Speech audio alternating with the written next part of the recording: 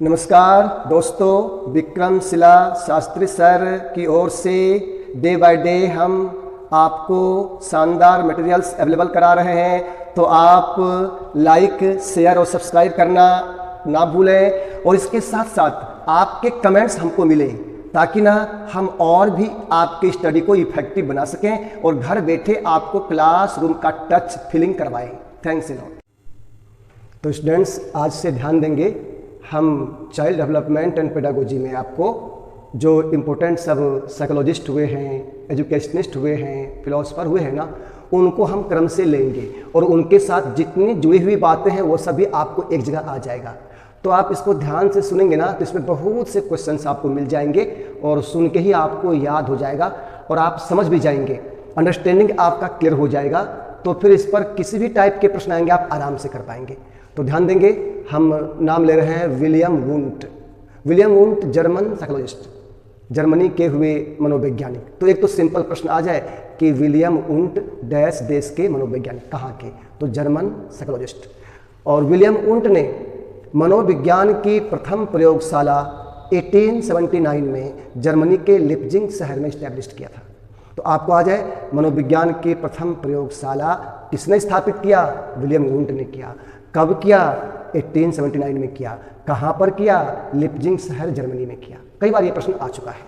और यहाँ यह भी करते जाए साथ साथ कि भाई इंडिया में, अपने देश भारत में साइकोलॉजी का फर्स्ट लैब कब स्टैब्लिश किया गया? तो देखिए यहाँ लिखा हुआ आपको 1916 ईस्वी में कलकत्ता विश्वविद्यालय में किया गया, डॉक्टर NN सेन गुप्ता के द्वारा। ये अपने इंडिया में हुआ ये लैब। और यहाँ ध्यान देंगे, विलियम वुंट, इसीलिए विलियम वुंट को प्रायोगिक मनोविज्ञान का जनक कहा जाता है, फादर ऑफ एक्सपेरिमेंटल साइकोलॉजी, क्योंकि फर्स्ट लैब स्टैब्लिश किया। और यह मानते हैं कि विधिवत साइकोलॉजी की स्टडी का यहाँ से आरंभ हुआ है, क्योंकि प्रयोगशाला में अध्ययन करना विज्ञान का हिस्सा है। तो इसीलिए आता है क्वेश्चन ना कि मनोविज्ञान को जो विज्ञान का एक रूप देना आरंभ कहाँ से हुआ? तो यहाँ से हुआ। और ये विलियम वुंट के शिष्य हुए टिचनर। तो सिंपल प्रश्न भी आ जाए कि टिचनर किन के शिष्य हुए? तो विलियम वुंट के शिष्य हुए।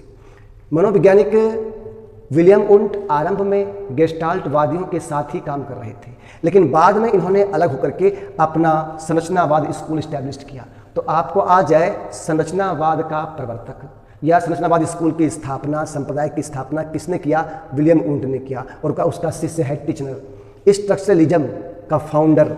संरचनावाद में संवेदना और चेतना का अध्ययन किया जाता है, सेंसेशन एंड कॉन्शसनेस, इसका अध्ययन होता है।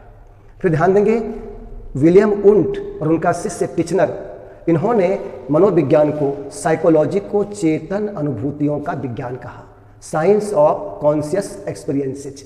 और यहाँ थोड़ा सा जोड़ के आप याद करेंगे तो ध्यान रहेगा। आपको ध्यान में है साइकोलॉजी, मनोविज्ञान।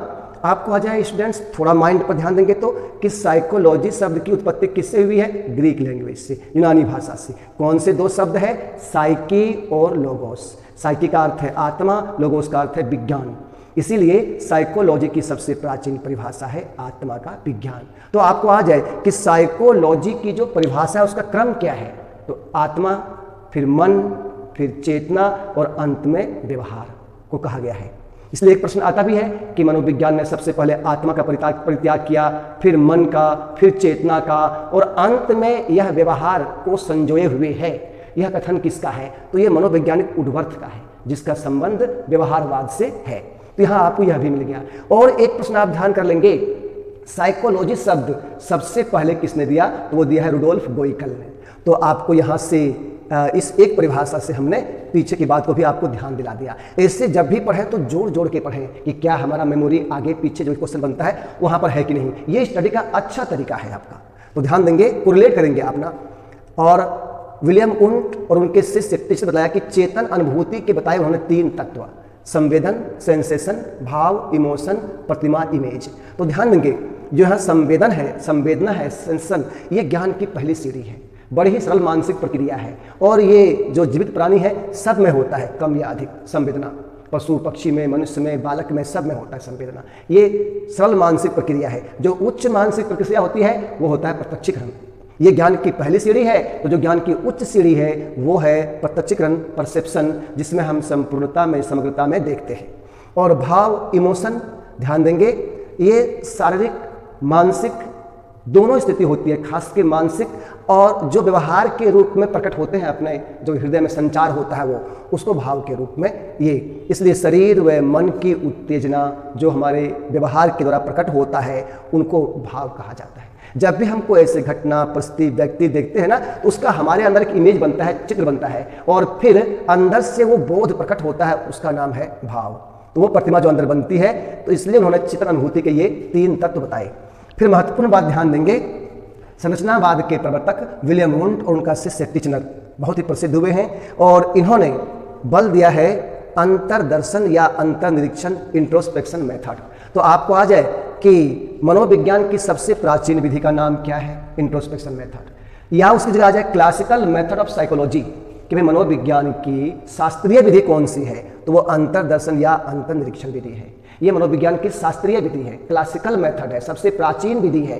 एक प्रश्न तो सीधा ये आ जाए आपको, और फिर ये किसने दिया, तो विलियम वुंड ने दिया, या उसका शिष्य टिचनर आ जाए। फिर इसका अर्थ क्या होता है, इसका अर्थ होता है सेल्फ ऑब्जर्वेशन, अपने अंदर झांकना, अपने अंदर देखना। फिर आपको यहाँ से प्रश्न आ जाए कि इस विधि की विशेषता क्या है, इस विधि के डिमेरिट्स क्या है, ऐसे सिंपल प्रश्न आ जाए। तो अंतर्दर्शन या अंतर्निरीक्षण विधि जो है ना, ये एक समय में एक ही व्यक्ति पर हो सकता है, पहला पॉइंट है ये।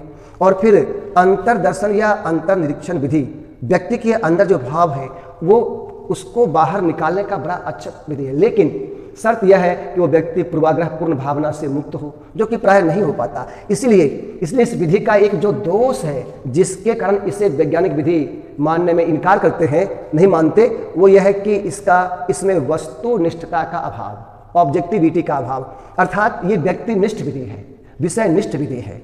ये व्यक्ति विशेष के ऊपर निर्भर करता है कि वह अपने आप को किस रूप में बतलाता है, हमें उसी रूप में उसको मानना पड़ता है, जानना पड़ता है। लेकिन ये जो विधि है, इसमें वस्तुनिष्ठता का अभाव है, हम इसमें वैज्ञानिक जांच नहीं कर सकते। इसलिए इस विधि को ये माना जाता है कि बहुत उपयुक्त विधि मनोविज्ञान में नहीं है, और इसीलिए इसके अगेंस्ट जो विधि आया बाद में, जे.बी. वाटसन व्यवहारवाद के प्रवर्तक ने वो विधि दिया है, यह है बहिर्दर्शन विधि या प्रेक्षण विधि, जिसको हम आगे पढ़ेंगे। तो यहाँ से ये भी आपको ध्यान देना है। तो अगर ठीक से आप ध्यान देंगे तो हम एक साथ कई क्वेश्चंस इसमें जोड़ रहे हैं, और आगे आगे आपको ऐसे प्रश्न मिलने वाले हैं। तो ये अंतर्दर्शन या अंतर्निरीक्षण विधि के आपको जब ऑप्शन आएगा ना कि इसके गुण, इसके दोष, तो वहाँ आपको ध्यान देना। और फिर बात ये भी है कि ये इंट्रोस्पेक्शन मेथड जो है, ये जैसे अब बच्चे पर इसका प्रयोग हो सकता, तो और कोई मनोविक्षिप्त वाला है, मन से कमजोर है, तो वहाँ इसका प्रयोग हो सकता है। तो यह भी पशु पक्षी पर इसका प्रयोग संभव नहीं है, इस विधि का प्रयोग। तो इस विधि की अपनी एक सीमाएं हैं। इसीलिए मनोविज्ञान में व्यवहारवाद के प्रवर्तक जे.बी. वाटसन के द्वारा प्रेक्षण विधि दिया गया, ऑब्जर्वेशन मेथड, वो आपका बहिर्दर्शन विधि दिया गया, जिसको हम आगे पढ़ेंगे। तो थोड़े सा आप अलर्ट रहेंगे, बहुत अच्छा।